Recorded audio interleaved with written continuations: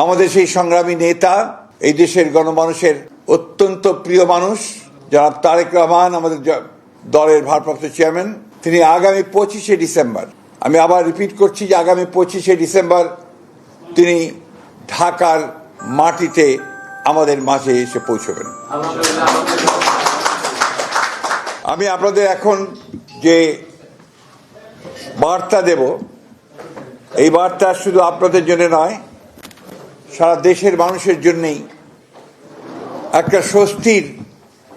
বার্তা নিয়ে আসবে। আমি আপনাদের অত্যন্ত আনন্দের সঙ্গে জানাচ্ছি যে আমাদের দলের ভারপ্রাপ্ত চেয়ারম্যান, আমাদের কোটি কোটি মানুষের সবচেয়ে প্রিয় মানুষ, যিনি দীর্ঘ প্রায় 18 বছর ধরে নির্বাসিত অবস্থায় রয়েছেন বিদেশে, এবং বিগত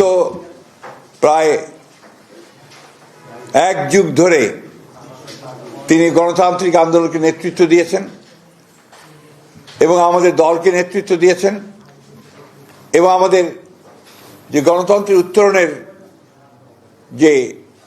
ছাত্র গণ অভ্যুত্থানের নেতৃত্ব দিয়ে আমাদেরকে সাফল্যের দ্বার প্রান্তে পৌঁছে দিয়েছেন। আমাদের সেই সংগ্রামী নেতা, এই দেশের গণমানুষের অত্যন্ত প্রিয় মানুষ জনাব তারেক রহমান, আমাদের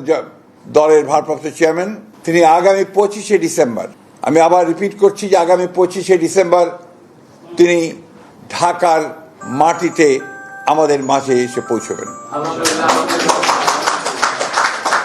আমরা আমাদের দলের পক্ষ থেকে, সকলের পক্ষ থেকে আমরা তার এই আগমনকে শুধু স্বাগত নয়, আমরা আনন্দের সঙ্গে আমরা সমগ্র জাতিকে জানাতে চাইছি।